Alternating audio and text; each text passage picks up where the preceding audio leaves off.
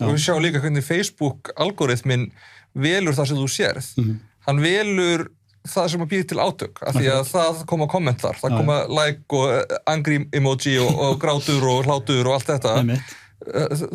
Hann raðar efst því sem fær bara engagement. Hann varðar ekkert annað heldur en hvað fær engagement. Og það sem fær það er það sem er átök, það sem fær það er það sem gerir eitthvað reiðan. Og þannig myndum við svona búblur. Þú sérð í rauninni bara sko það sem að vinir þínir eru að segja, þeir sem eru sammálaðir og svo það sem fólki sem er mjög ósammálaðir kannski segir. Þetta er bara svona skiptir fólki í hópa og etur í gegn hvert öðru sko.